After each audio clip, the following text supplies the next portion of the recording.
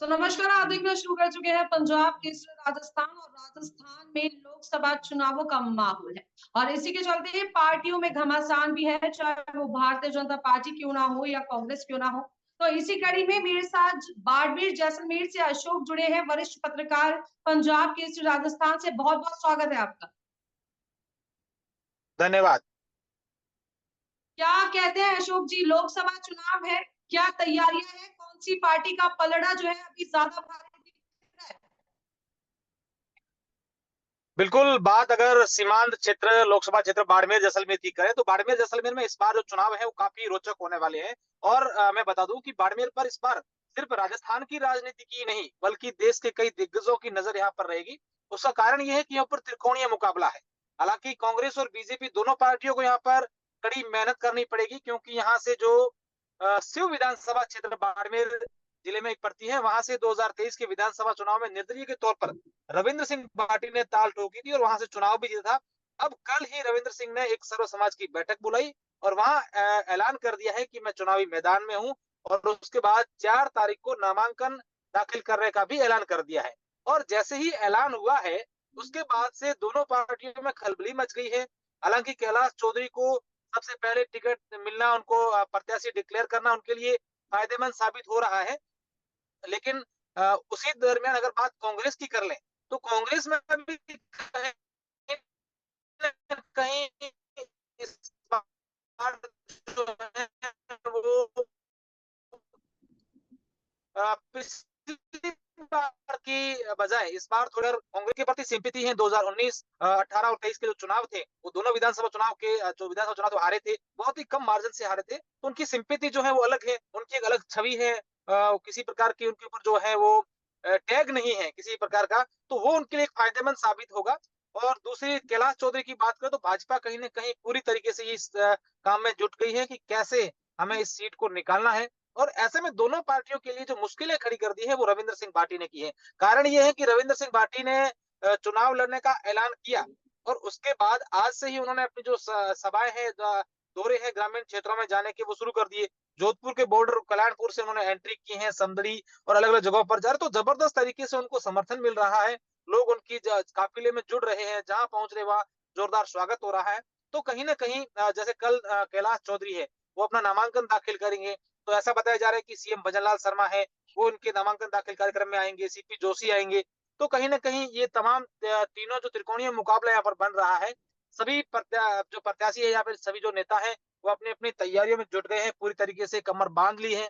वहीं कैलाश चौधरी तमाम प्रयास कर रहे हैं कि कैसे जो नाराज हैं लोग उनको मनाया जाए या फिर कैसे इनका जो कुनबा है उसको बड़ा किया जाए। तो तमाम प्रयास बाड़मेर जैसलमेर में चल रहे हैं और निसंदेह ये कह सकते हैं कि बाड़मेर जैसलमेर के इस बार के जो चुनाव है वो काफी रोचक होने वाले हैं। जी लीजा जी। अशोक, आपने कहा कि रविंद्र सिंह भाटी को जनता का समर्थन बेहद ज्यादा अधिक मिल रहा है, तो क्या कहते हैं कि इस बार भाजपा और कांग्रेस पर रविंद्र भाटी भारी पड़ेंगे? देखिए, अभी ये कह पाना जल्दबाजी होगा कि कौन किस पर भारी पड़ेगा, लेकिन वर्तमान स्थितियों की अगर बात करें तो निसंदेह तीनों में कड़ी टक्कर नजर आ रही है। हालांकि चुनाव जो नामांकन भरने की प्रक्रिया है वो इस क्षेत्र में कल से शुरू होगी। 28 तारीख से कल नामांकन दाखिल किए जाएंगे। तो कैलाश चौधरी है वो कल अपना नामांकन दाखिल करेंगे। उम्मीदवार राम बेनीवाल जो कांग्रेस के प्रत्याशी है वो 3 अप्रैल को अपना नामांकन दाखिल करेंगे और उसी जगह पर जो है वो रविंद्र सिंह भाटी 4 अप्रैल को अपना नामांकन दाखिल करेंगे। अब तीनों का नामांकन दाखिल होने के बाद ये स्थिति क्लियर हो जाएगी कि कौन ज्यादा नामांकन जब होगा उसमें भीड़ जुटा पाता है और उसके बाद कितना किसको समर्थन मिल रहा है। लेकिन आज के हालातों की बात करें तो कहीं ना कहीं रविंद्र सिंह का कल ऐलान करना और उसके बाद से लगातार उनका समर्थन मिलना, तो ये दोनों पार्टियों के लिए कड़ी मेहनत का संकेत जरूर रविंद्र सिंह भाटी ने दिया है। बाड़मेर जैसलमेर के अगर विकास की बात की जाए तो विकास को लेकर जनता के क्या रुझान है, क्या उम्मीदें हैं वर्तमान में भाजपा से, कांग्रेस से और निर्दलीय जो प्रत्याशी हैं उनसे? निसंदेह आप देखिए कि विकास की बात करें और विकास की बात करते हुए 2023 के विधानसभा चुनाव देखें तो बाड़मेर जैसलमेर को लोगों को ज्यादा विकास की इतनी फिक्र नहीं है जितनी पार्टी या उनके नेताओं की। विकास की बात करें तो बाड़मेर में कई सारे विकास की गुंजाइशें अभी बाकी है। चाहे यहाँ बात करें तो यहाँ बाड़मेर जैसे में बालोतरा में रिफाइनरी जो है वो बहुत बड़ी रिफाइनरी, देश की बड़ी रिफाइनरी बन रही है। तो उसमें स्थानीय युवाओं को रोजगार दिलाने की मांग हो या फिर यहाँ पानी की लंबे समय से किल्लत रही है तो यहाँ पर कई ऐसे क्षेत्र हैं जहाँ पर नहरी योजनाएं चला करके जो दोनों नहरें हैं, उनको इंदिरा गांधी नहर हो चाहे नर्मदा नहर हो, दोनों नहरों का पानी जो है यहाँ तक लाया जाए, तो ये भी एक बड़ी समस्या यहाँ की है। इसके अलावा मूलभूत सुविधाएं हैं, वो काफी चीजें जो है वो जुड़ी हुई है।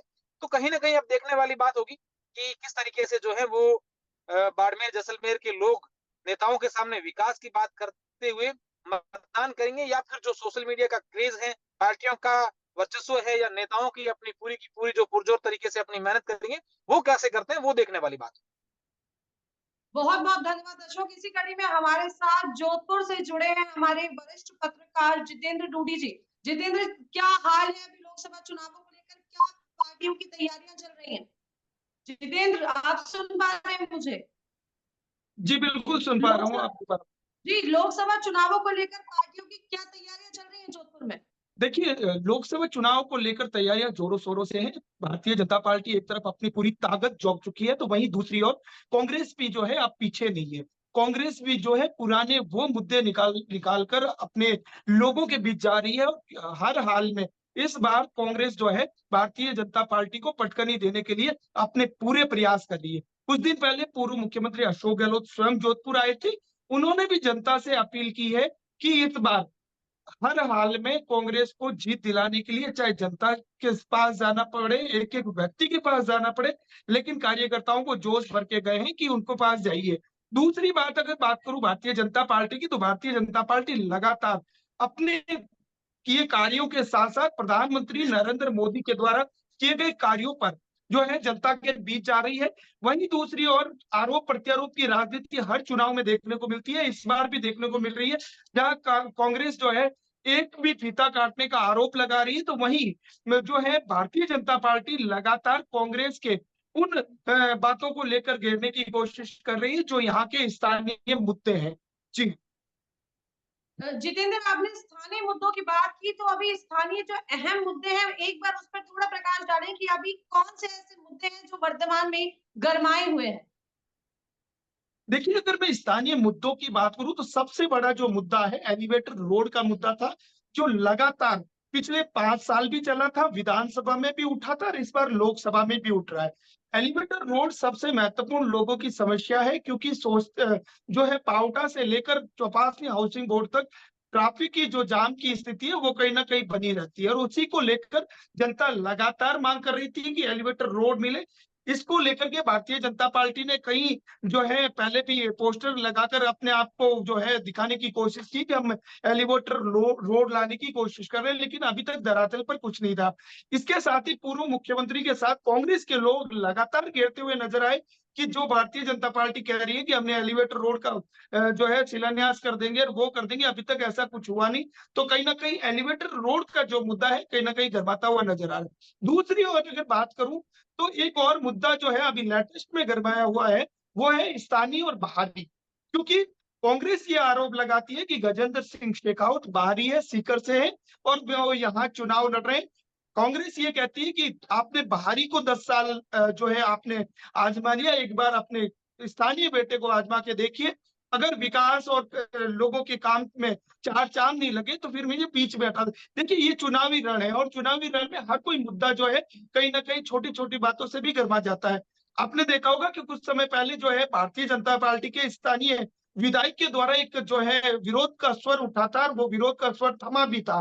लेकिन वो विरोध का स्वर अंदर खाने अभी भी कहीं न कहीं हलचल पैदा कर रहा है, और भाजपा जो है अंदरूनी अपने अंदर ही अंदर कहीं न कहीं जो है दीमक की तरह चट करने वाली समस्या से जूझना पड़ सकता है, क्योंकि कई विरोध के स्वर उन्हीं की पार्टी के बीच से उठते हुए नजर आ रहे हैं। जी। जी, तो जितेंद्र और अशोक हमारे से जुड़े, तो अशोक, अगला सवाल मेरा आपसे है कि युवाओं की अभी लोकसभा चुनाव में अब युवाओं की क्या मांग है? युवाओं की मांगों को लेकर एक बार बात कर लेते हैं। आगामी देखिए, जो युवाओं की लोकसभा मांग, चुनाव है उससे युवाओं की क्या मांगे हैं, क्या उम्मीदें हैं?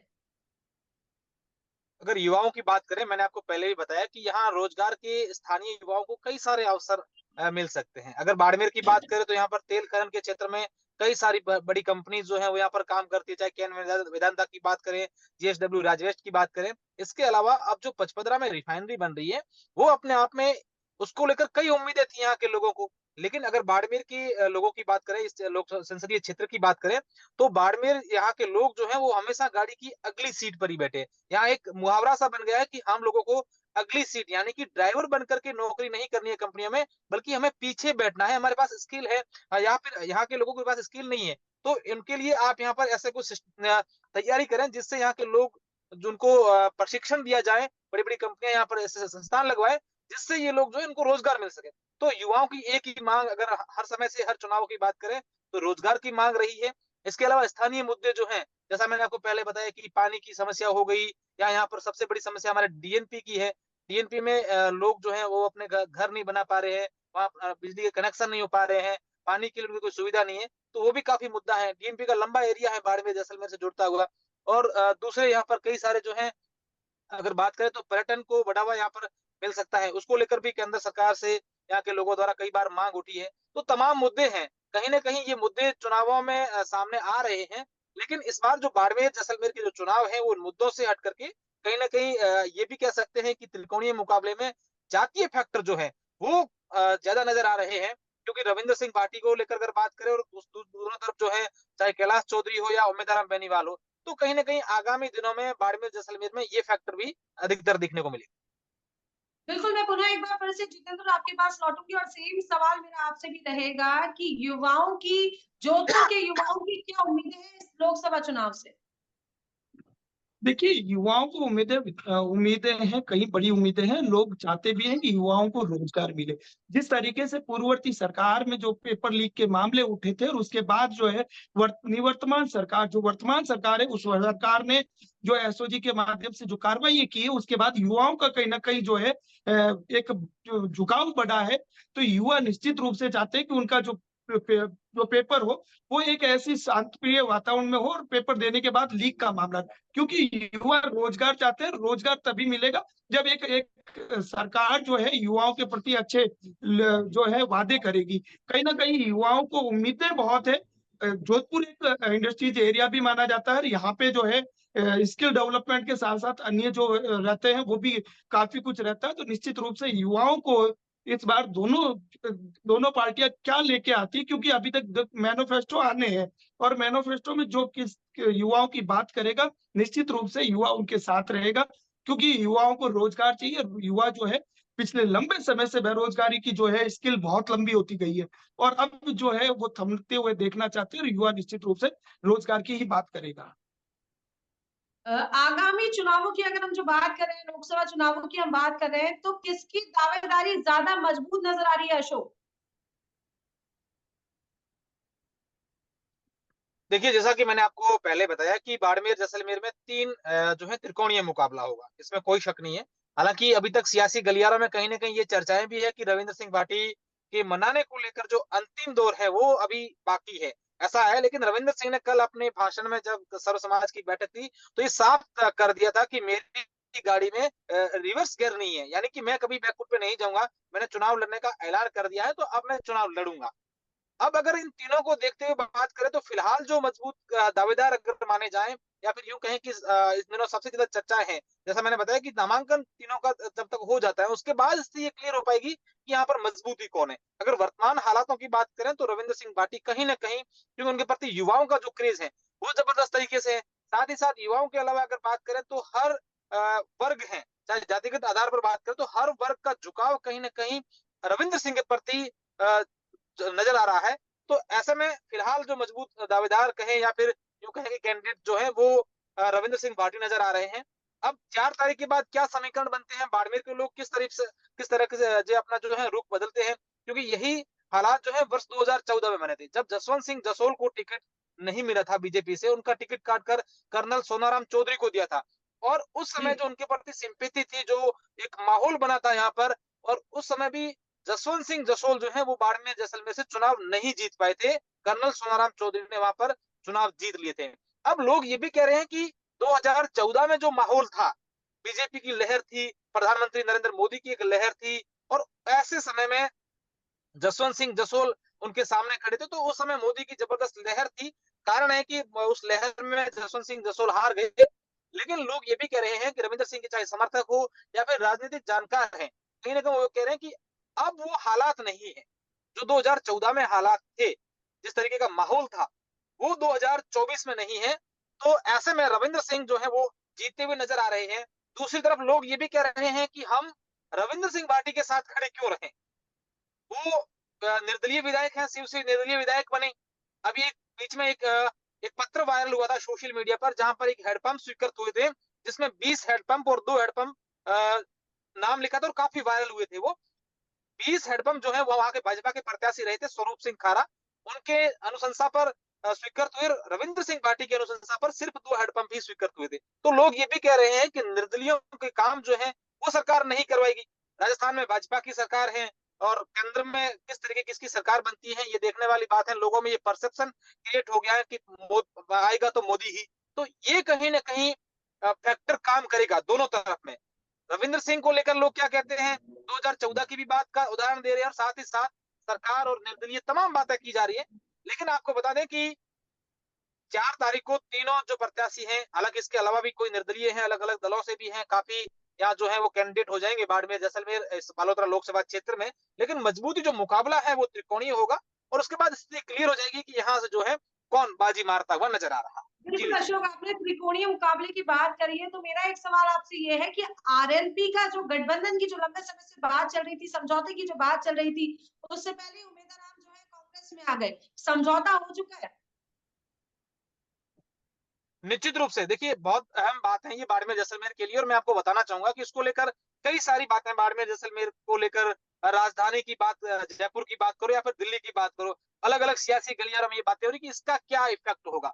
तो बाड़मेर जैसलमेर में कहीं ना कहीं जो लोगों का, यहाँ के वोटर्स हैं, उनकी सिंपैथी या उनका जो झुकाव है वो जितना उम्मीदवार राम के प्रति है, कहीं उतना झुकाव जो है वो आरएलपी के प्रति अब नहीं है। जब उम्मीदवार राम ने कांग्रेस ज्वाइन कर दी है और उसके बाद आरएलपी का गठबंधन कांग्रेस के साथ हो जाना, तो ये आप ये माने कि कांग्रेस के लिए और उम्मीदवार राम के लिए संजीवनी है। लोग उम्मीदवार राम के भी फैन थे, उनको भी चाहते थे, और हनुमान बेनीवाल और उनकी पार्टी आरएलपी को भी चाहते थे। ऐसे खूब सारे बाड़मेर में आरएलपी का जो बायतू क्षेत्र है या फिर चौटन क्षेत्र की बात करें, गुड़ामलानी क्षेत्र की बात करें, तो ये आरएलपी को अच्छा वर्चस्व रहा है, चाहे 2018 की बात करो या फिर 23 की बात करो। तो ये आरएलपी और कांग्रेस का गठबंधन होना कहीं ना कहीं कांग्रेस के लिए और उम्मीदवार के लिए कारगर साबित होगा। और ऐसे में ये सीधा सीधा फायदा जो है इनको होगा, और इनका जो टक्कर होगी वो कैलाश चौधरी से होगी। बिल्कुल, बिल्कुल अशोक। तो जितेंद्र, अगला सवाल मेरा आपसे है कि देखिए, जोधपुर से गजेंद्र सिंह शेखावत का नाम है, इस बार भारतीय जनता पार्टी ने मैदान में उन्हें उतारा। कहीं ना कहीं लगातार कयास लगाए जा रहे थे कि जोधपुर से गहलोत परिवार का कोई सदस्य इस बार चुनाव लड़ेगा, लेकिन इस बार उनके सामने करण को उतारा गया है, करण सिंह उचाड़िया को उतारा गया है। तो क्या लगता है, टक्कर दे पाएंगे क्या? मुकाबला कैसा होने वाला है? देखिए, मुकाबला टक्कर का रहेगा, क्योंकि देखिए पहले ये था कि जो है पूर्व मुख्यमंत्री अशोक गहलोत के पुत्र जो है मैदान में रहा करते थे। अब उनको जालोर भेजा गया है। जालोर से जो करण सिंह उचियाड़ा है वो यहाँ जोधपुर से लड़ रहे हैं। करण सिंह उचियाड़ा पे एक जो है ठप्पा जरूर लगा हुआ था कि सचिन पायलट गुट के हैं, लेकिन अभी कुछ दिन पहले और पूर्व मुख्यमंत्री अशोक गहलोत यहाँ पहुंचे और जिस तरीके से अपीलें की गई, तो निश्चित रूप से कहीं ना कहीं वो ठप्पा हट चुका है। क्योंकि अब जो है कांग्रेस करण सिंह उचियाड़ा के साथ पूर्व मुख्यमंत्री अशोक गहलोत भी लग चुके हैं और हर पोस्टर में भी अब कहीं ना कहीं नजर आ रहे हैं। पहले जो शहर में पोस्टर लगे थे वो करण सिंह उचियाड़ा के अकेले के पोस्टर थे, लेकिन आज शहर के कई चौराहों पर बदलाव देखा गया। वो बदलाव था कि करण सिंह उचियाड़ा के बिल्कुल बगल में पूर्व मुख्यमंत्री की फोटो नजर आई। यानी कहीं ना कहीं लोगों को ये संदेश देने की कोशिश की गई कि पूर्व मुख्यमंत्री अशोक गहलोत, करण सिंह उचियाड़ा, यानी अब करण सिंह उचियाड़ा ही अशोक गहलोत है। और और करण सिंह भी ये कहते आ रहे हैं, हर जो है अपनी सभा में कहते हैं कि जो अशोक गहलोत ने कार्य करवाए और जो नहीं पीछे अब रहे हैं, उनका झंडा पकड़ के मैं अब आगे चलूंगा, लेके चलूंगा। कहीं ना कहीं विश्वास जीतने की बात है जो है करण सिंह उचियाड़ा कांग्रेस के लोगों से कर रहे हैं। आज भी देखा गया कि पूर्व जो जिलाध्यक्ष है, एक महत्वपूर्ण बात बता दूं, पूर्व जिलाध्यक्ष जो लगातार तकरीबन 25 से 30 साल तक वो जिलाध्यक्ष रहे, उनके घर जाकर मिलना ये अपने आप में जताता है कि पूर्व मुख्यमंत्री अशोक गहलोत के नजदीकी लोगों से मिलना, यानी साफ है कि अशोक गहलोत करण सिंह उचियाड़ा के साथ है। अब जो है वो ठप्पा नहीं रहा और इस तरीके से जसवंत करण सिंह उचियाड़ा और जो है गजेंद्र सिंह शेखावत की सीधी टक्कर नजर आ रही है, क्योंकि त्रिकोणीय मुकाबला जोधपुर में अभी तक बना नहीं है।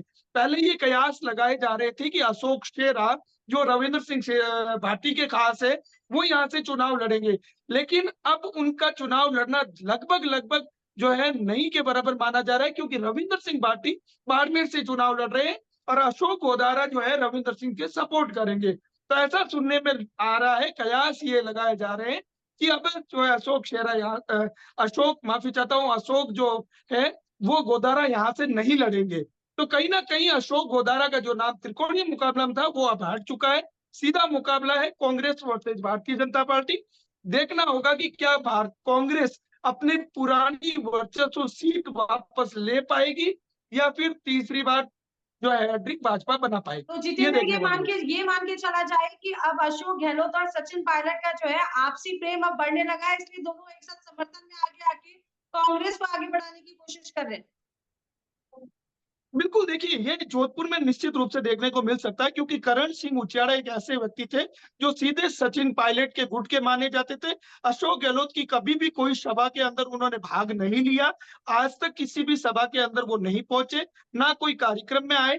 और सचिन पायलट जब भी जोधपुर आते थे तो उनका सबसे सारे कार्य जो है करण सिंह उचियाड़ा किया करते थे। लेकिन अब पहली बार देखा गया है कि दोनों ने मंच साझा किया। पूर्व मुख्यमंत्री अशोक गहलोत ने भी अपील की है कि करण सिंह यानी अशोक गहलोत, यानी कहीं ना कहीं एक साफ तस्वीर देने की कोशिश की कि कांग्रेस में अब किसी तरह की गुटबाजी नहीं है। अब ये लोग कयास और भी लगा रहे हैं कि जिस तरीके से जालोर में पूर्व मुख्यमंत्री अशोक गहलोत के पुत्र वैभव गहलोत लड़ रहे हैं, वहां पे करण सिंह उचियाड़ा का अच्छा खासा वर्चस्व माना जाता है। और ये भी कयास लगा रहे हैं कि एक फैक्ट है कि आप हमें वहां दिलवाइए, हम आपको यहाँ दिलवाएंगे। ऐसा फैक्ट हो सकता है, ये जनता का है, हमारा नहीं है। ना पत्रकार है इस तरह की जो है उस पर विश्वास हम कह रहे हैं, लेकिन जनता ये कह रही है। यानी कहीं ना कहीं अब जो है कांग्रेस के अंदर ये जताने की कोशिश साफ तौर पर देखी जा सकती है कि सचिन पायलट और अशोक गहलोत एक हो चुके हैं। यानी कांग्रेस को 25 की सीटें जो है वो राजस्थान में किस तरीके से अपनी झोली में ले पाएगी, उसको लेकर के तैयारियां तेज कर दी गई है। बिल्कुल, अब मेरा अंतिम सवाल आपसे यही है कि जिस तरीके से चाहे वो भारतीय जनता पार्टी हो या फिर कांग्रेस क्यों ना हो, जिस तरीके से जातीय समीकरण के आधार पर जो टिकटों का जो वितरण किया गया है अशोक, क्या लगता है कि जो जाति के आधार पर जो टिकटें बांटी गई हैं, इसमें फतेह हासिल कर पाएंगी पार्टियां? निजी तौर पर ये तमाम पार्टियों ने सोशल इंजीनियरिंग को साधते हुए, चाहे कांग्रेस की बात करें या फिर बीजेपी की बात करें या निर्दलीय रविंद्र सिंह भाटी की बात करें, तो कांग्रेस और बीजेपी ने जातिगत फैक्टर के आधार पर बात करें तो दोनों जाट कैंडिडेट चुनाव मैदान में हैं, चाहे कैलाश चौधरी हो या फिर उम्मेद आराम बेनीवाल। तो कहीं ना कहीं इसी फैक्टर का फायदा उठाने की बात करें या फिर अपने जो लोगों की एक समर्थन मिल रहा है उसकी बात करें तो दोनों को देखते हुए रविंद्र सिंह भाटी ने चुनावी मैदान में ताल ठोकी है। अब ये चुनाव काफी रोचक होने वाले हैं बाड़मेर जैसलमेर की, और इस पर नजर जो है वो पूरे प्रदेश की है, राजनीतिक दलों की रहेगी। इसके अलावा पूरे देश के जो राजनीतिक दिग्गज हैं उनकी नजर कहीं ना कहीं बाड़मेर जैसलमेर पर जो बनी रहेगी। बिल्कुल, क्या जितेंद्र क्या कहेंगे इस टॉपिक पर, क्या कहेंगे? जातीय समीकरण के आधार पर टिकटें बांटी गई हैं, क्या फैसला आ सकता है? क्या इसका असर दिखेगा? देखिए, जातीय समीकरण की बात करें तो जोधपुर में साफ तौर पर दोनों ही एक ही जो है राजपूत समाज से दोनों कैंडिडेट आते हैं। और दोनों का जो है जिस तरीके से वर्चस्व है, क्योंकि करण सिंह उचियाड़ा भी कम नहीं है, एक समाज सेवी और सोशल वर्कर के रूप में उन्हें जाना जाता है। कई जो निम्न वर्ग के लोग हैं वो उन्हें चाहते हैं। कांग्रेस जो है लगातार हर प्रयास कर रही है कि वो सीट निकाले। दूसरी ओर भारतीय जनता पार्टी, क्योंकि भारतीय जनता पार्टी ने जोधपुर के अंदर एक मजबूत वर्चस्व कायम किया है, वो लगातार बना हुआ है, उसको तोड़ पाना कांग्रेस के लिए जो है कितना रहेगा वो तो अब देखने वाली बात होगी, लेकिन कहीं ना कहीं टक्कर जी, जोधपुर के अंदर भयंकर देखने को मिलेगी। बहुत शुक्रिया अशोक, जितेंद्र आपका, आप लोग हमारे साथ जुड़े उसके लिए बहुत आपका आभार। और फिर पंजाब केसरी की इस लाइव पर आप लोगों से होगी मुलाकात, और लगातार लोकसभा चुनावों की अपडेट आपको पंजाब केसरी राजस्थान के माध्यम से हम लोग लगातार आपको देखते रहेंगे। तब तक के लिए देखते रहिए पंजाब केसरी राजस्थान। मेरे साथ नमस्कार।